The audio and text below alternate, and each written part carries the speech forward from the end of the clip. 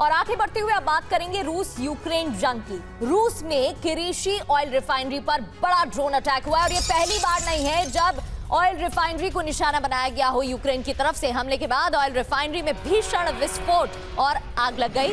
रूसी गवर्नर का दावा 7 ड्रोन से हमले किए गए हैं।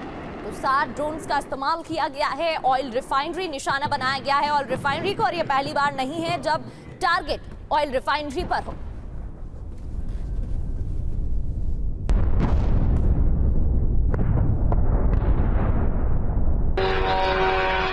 तो रूस में फ्यूल इमरजेंसी वो इसलिए क्योंकि पुतिन की ऊर्जा पर सबसे बड़ा प्रहार हो रहा है।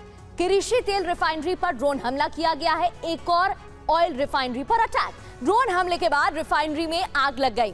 UEM Jaipur is a perfect target for prospective students aspiring for good jobs, good education with future-ready skills.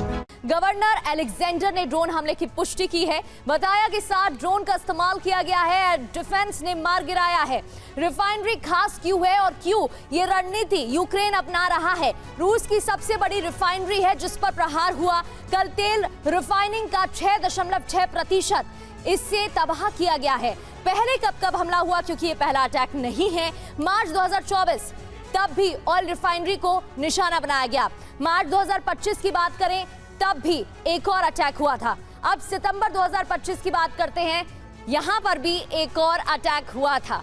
अब रणनीतिक उद्देश्य की बात करें तो इसके पीछे मंशा क्या है, क्यों स्ट्रैटेजिकली ये अटैक किए जा रहे हैं? ऑयल सेक्टर को कमजोर करना सबसे बड़ा उद्देश्य है। ईंधन की कमी से दबाव बढ़ाना, मॉस्को के लिए फंड की कमी हो जाए, ये भी एक बड़ा टारगेट है जिसको देखते हुए अटैक किए जा रहे हैं। तो रूस यूक्रेन के बीच जंग में बड़ी हमलों की गति का कारण अब सिर्फ क्षेत्रीय कब्जा नहीं है, बल्कि ऐसे हालात बनाना है जिसमें विंटर वॉर के दौरान यूक्रेनी राष्ट्रपति सरेंडर के लिए मजबूर हो जाए। अब ये संभव है या नहीं, भविष्य पर ये निर्भर है, लेकिन इतना तय है कि पुतिन की आक्रामकता अभी से यूक्रेन के लिए मुश्किलें खड़ी कर रही हैं। लेकिन इसमें एक पेच ये है कि ज़ेलेंस्की ने भी विंटर वॉर रणनीति एक्टिव कर दी है। अब क्या है ये रणनीति, इसके क्या परिणाम होंगे, इस रिपोर्ट में आपको दिखाते हैं। रूस ने यूक्रेन को सरेंडर के लिए विवश करने वाली रणनीति के तहत जो हमले शुरू किए हैं वो प्री विंटर वॉर है।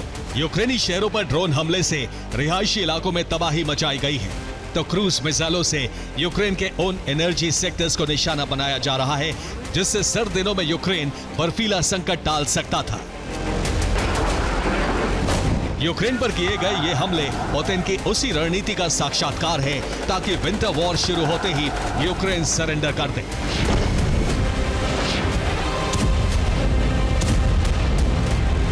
इन हमलों का रणनीतिक पहलू यह है कि जैसे ही सर्दियों में बर्फ पड़ेगी, वैसे ही पूरी बाजी पलट जाएगी।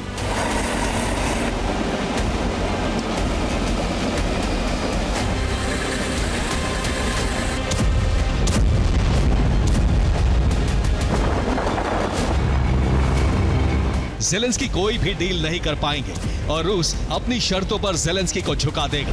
लेकिन ये होगा कैसे?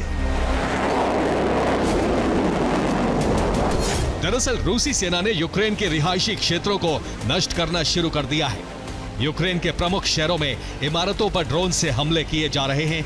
इन हमलों में रिहायशी क्षेत्रों का ढांचा नष्ट हो रहा है। इस स्थिति में जैसे ही सर्द दिनों की शुरुआत होगी, वैसे ही आम लोगों के लिए अपने घरों में रह पाना मुश्किल हो जाएगा। उन्हें सेंट्रल से लेकर पश्चिमी यूक्रेन में शरण लेनी पड़ जाएगी और रूस इन क्षेत्रों पर आसानी से कब्जा कर पाएगा। और इस रणनीति को पुख्ता करने के लिए दूसरा कदम भी उठाया जा चुका है।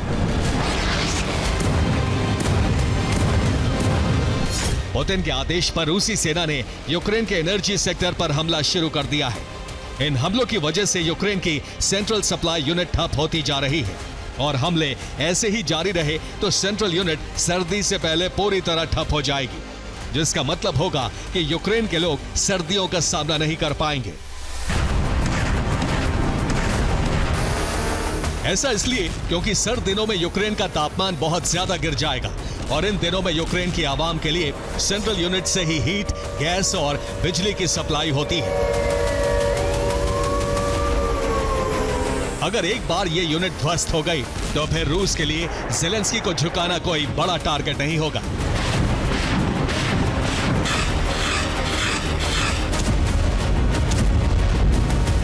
यही वजह है कि रूसी सेना ने यूक्रेन में मौजूद ऊर्जा संयंत्रों पर बड़े पैमाने पर हमले शुरू किए हैं, जिससे कई ऊर्जा संयंत्रों में ऊर्जा का उत्पादन अभी से ठप हो गया है और इन संयंत्रों को इतना नुकसान हुआ है कि इन्हें सुधारने में 6 महीने का समय लग सकता है, जबकि यूक्रेन में अगले 2 महीने में बर्फबारी के साथ ठंड चरम पर होगी। अब प्रश्न ये है कि इस स्थिति से यूक्रेन कैसे निपटेगा, क्योंकि रूस पर हमला करके सर्द दिनों में आने वाली मुसीबत को टालना नामुमकिन है। वो तब जब रूस ने यूक्रेन में दोहरी तबाही मचाई है।